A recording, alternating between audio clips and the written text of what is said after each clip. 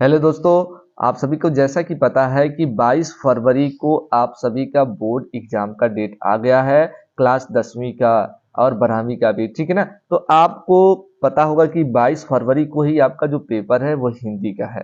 तो हिंदी के मतलब आपके कौन कौन से क्वेश्चन आने वाले हैं, मतलब वायरल कौन से क्वेश्चन आपके चलेंगे, तो देखिएगा यहाँ से ये सारे आपके वायरल क्वेश्चन ही आने वाले हैं। तो वीडियो को शुरू से लेकर अंत तक देख लो बाबू, ये सारे क्वेश्चन आपको बोर्ड एग्जाम में देखने के लिए मिल जाएंगे। तो यहाँ से आपके क्वेश्चन है आपका पहला, कह रहा हंस पत्रिका के संपादक थे। तो आप सभी को पता होगा कि हंस पत्रिका के जो संपादक थे वो कौन थे। पहला ऑप्शन है प्रेमचंद्र, गुलाब राय, इलाश चंद्र जोशी, जयशंकर प्रसाद। तो कौन थे बाबू, तो ये आपके प्रेमचंद्र जी हैं। कौन है, प्रेमचंद्र जी हैं। दूसरा आपका प्रश्न है शुक्ल युग के प्रसिद्ध उपन्यास कौन है। शुक्ल युग के प्रसिद्ध उपन्यास कौन है, तो शुक्ल युग के जो प्रसिद्ध उपन्यासकार हैं वो भगवती चरण चरण आपके क्या है, वर्मा है। भगवती चरण आपके वर्मा है। तीसरा क्वेश्चन आपका है नीड का निर्माण फिर किस विधा की रचना है। ठीक बाबू ना, बोर्ड पेपर के लिए सारे इंपॉर्टेंट क्वेश्चन है बाबू, देख लो यार, ठीक है ना। वीडियो को शुरू से लेकर अंत तक जरूर देखो, इंपॉर्टेंट सारे क्वेश्चन आपके हैं। तो तीसरा तो आपको पता होगा नीड का जो निर्माण है फिर किस विधा की रचना है बाबू, ये आत्मकथा है। ओके। चौथा क्वेश्चन है चेखव एक इंटरव्यू के लेखक है। चेखव जो एक इंटरव्यू के लेखक कौन है, राजेंद्र यादव है, रामविलास शर्मा है, प्रभाकर माचवे है, देवेंद्र सत्यार्थी है। तो इसमें से जो आपका राइट आंसर हो जाएगा, ध्यान से देखिएगा, राजेंद्र यादव। नए क्वेश्चन नए नए क्वेश्चन भी देखने के लिए मिलेंगे। आप लोग जो सब रट्टा मारे हैं यार वही सभी थोड़ी ना, कुछ नए क्वेश्चन भी आपको बोर्ड पेपर में देखने के लिए मिलेंगे। 5 नंबर क्वेश्चन है ध्रुव स्वामी नाटक के रचनाकार हैं। जो ध्रुव स्वामी है उस नाटक के रचनाकार कौन है। प्रेमचंद, हरिकृष्ण प्रेमी, जयशंकर प्रसाद, राम कुमार वर्मा। तो निम्न में से कौन सा आपके हैं, तो आपको पता है ध्रुव स्वामी जो आपका है जयशंकर प्रसाद जी हैं। उसके बाद छठा क्वेश्चन आपका है रीतिकाल की रचना है। रामचरितमानस, प्रिय प्रवास, प्रेम माधुरी, रामचंद्रिका। तो कौन सी बाबू, ध्यान से देखिएगा, रीतिकाल की रचना कौन सी है, तो रीतिकाल की जो रचना है आपकी रामचंद्रिका है। कौन है, रामचंद्रिका है। कह रहे तार सप्तक का प्रकाशन वर्ष है। तार जो तार सप्तक है उसका प्रकाशन वर्ष कब हुआ, तो देखिएगा वेरी वेरी इंपॉर्टेंट है। तो तार सप्तक जो आपका हुआ था प्रथम 1943 ईस्वी में हुआ था। कब हुआ था, 1943 ईस्वी में। उसके बाद आपका है 8 नंबर क्वेश्चन लोकायतन के रचनाकार है बाबू, लिख, ठीक है। लोकायतन के रचनाकार कौन सा है, सूर्यकांत त्रिपाठी निराला है, जयशंकर प्रसाद है, सुमित्रा नंदन पंत है, महादेवी वर्मा है। तो देखिएगा राइट आंसर जो आपका हो जाएगा लोकायतन के जो रचनाकार हैं वो सुमित्रा नंदन पंत जी हैं। दोस्तों के साथ भी शेयर कर दो ताकि उनका भी हेल्प हो जाए जो अभी तक हिंदी में कुछ नहीं पढ़े हैं। अब आपके पास मात्र 2 महीने का समय है, समझ लो 2 महीना, बस कुछ नहीं, 2 महीना समझो पेपर है बाबू, और एकदम लग जाओ बाबू, 4 4 घंटा 5 5 घंटा पढ़ना स्टार्ट कर दो, ठीक है ना। आपका 4 4 घंटा लग जाएंगे बाबू, तो 85+ आप लोग ला सकते हैं 2 महीना में ही पढ़कर। ओके। तो 9वां क्वेश्चन जो आपका है देखिएगा बहुरी बहुरी अकेला के रचनाकार है। देखो यार कुछ नए नए क्वेश्चन मिल रहे हैं, तो ऐसे तो नहीं ना है कि सिर्फ आपके सारे पुराने प्रीवियस ईयर के ही क्वेश्चन आएंगे, कुछ नए क्वेश्चन आपके मिलेंगे बोर्ड पेपर के लिए। तो बहुरी अकेला के रचनाकार कौन है, तो देखिएगा इसके जो रचनाकार है अशोक वाजपेयी है। कौन है, अशोक वाजपेयी है। उसके बाद नेक्स्ट क्वेश्चन हम लोग देखते हैं। अभी तक जिन्हें लोग चैनल को बहुत सब्सक्राइब नहीं किए हैं कर लो यार, ठीक है ना, पछताओगे बाद में प्री बोर्ड का पेपर जब नहीं मिलेगा तो, ठीक है। उसके बाद 10 नंबर क्वेश्चन है रीतिकाल किस समय अवधि में माना जाता है। रीतिकाल मतलब रीतिकाल कब से कब तक चला, ये पूछ रहा है। तो देखिएगा रीतिकाल की जो समय है आपका 1643 ईस्वी से 1843 ईस्वी तक चला। ओके, सी वाला क्या हो जाएगा, करेक्ट आंसर हो जाएगा। आगे क्वेश्चन देखते हैं। 11 नंबर क्वेश्चन आपका है हास्य रस का अस्थाई भाव क्या है। तो देखिएगा हास्य रस का जो अस्थाई भाव होता है वो हास होता है। उसके बाद 12 नंबर क्वेश्चन है जहां पर उपमेय की किसी उपमान से गुण धर्म के आधार पर समानता की जाए वहां अलंकार कौन सा होता है। तो देखिए गुण की बात कर रहा है, अगले वीडियो में मैंने बताया था जहां उपमेय में उपमान का भेद रहित आरोप होता है वहां तो उत्प्रेक्ष अलंकार होता है, लेकिन यहाँ पर पूछ रहा है किसी गुण धर्म के आधार पर समानता किया जाए तब वो कौन सा अलंकार होगा, तो वो रूपक अलंकार होता है। कौन सा अलंकार होता है, वो रूपक अलंकार होता है। ओके। कर रोला छंद के प्रत्येक चरण में मात्राएं होती है, वेरी वेरी इंपॉर्टेंट क्वेश्चन आपके। तो रोला छंद के प्रत्येक चरण में जो मात्राएं होती है वो 24 होता है। ओके। कर अनुग्रह शब्द में प्रयुक्त उपसर्ग है। अनुग्रह जो शब्द है उसमें प्रयुक्त उपसर्ग क्या है, तो अनधन अग्रह, अनुग्रह हो जाएगा, अनधन अग्रह क्या हो जाएगा, अनुग्रह हो जाएगा। तो 14 का आपका जो राइट आंसर हो जाएगा ये वाला क्या हो जाएगा, करेक्ट हो जाएगा। 15 नंबर क्वेश्चन है, करा आई प्रत्यय जोड़कर कौन सा शब्द बना है, महानता, ये तो है ना इसमें है, लिखाई, इसी में क्या हुआ है देखिएगा आई लगा है। उसका लघुता इसमें है ना, इसमें भी नहीं है, इसमें भी नहीं, इसमें ता लगा है, इसमें ताब लगा, इसमें पन लगा है, ठीक बाबू ना। तो इसमें आई है तो लिख धन आई लिखाई हो जाएगा, ठीक बाबू ना।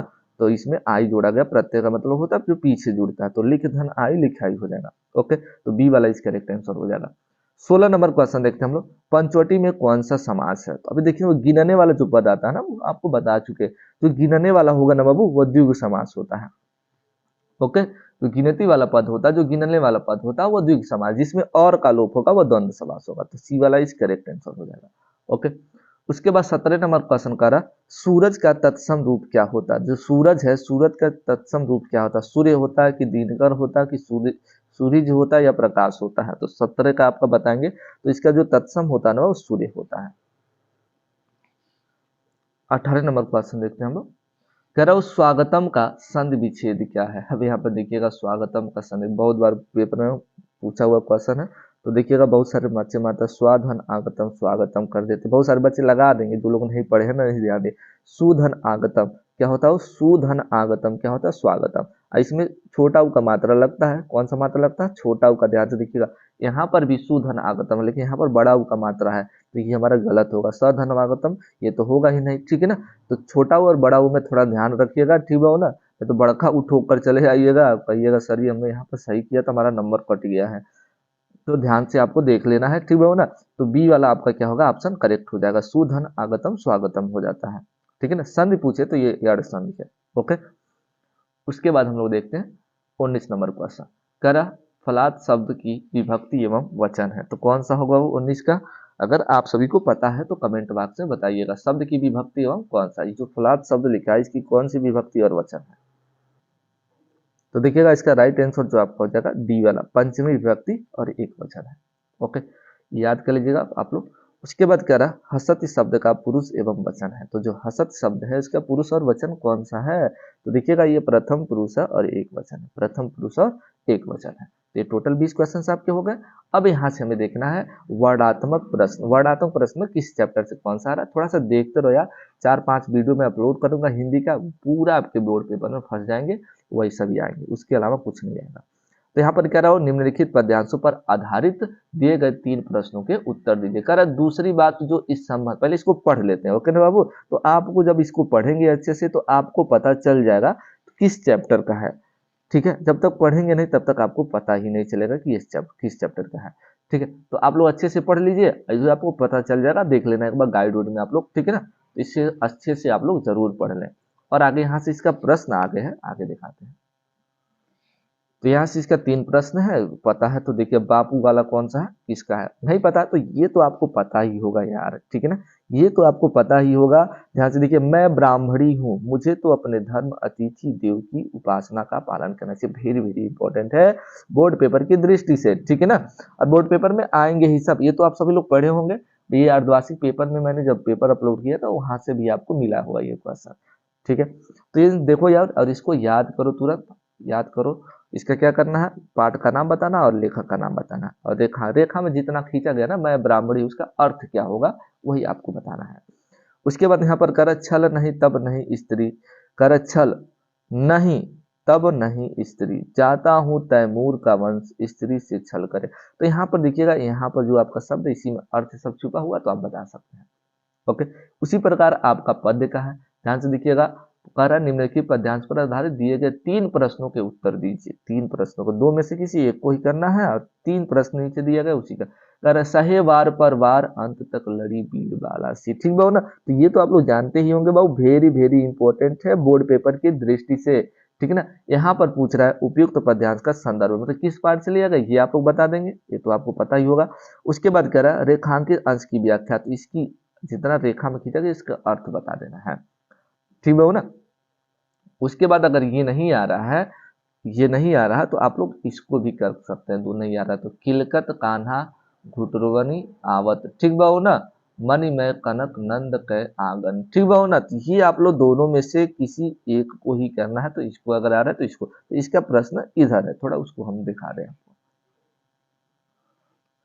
तो देख लो बाबू, कुछ प्रश्न यहाँ पर है, यही आपका है, तो यहाँ से आप लोग देख सकते हैं टोटल। ओके, इसको सॉल्यूशन कर लीजिएगा।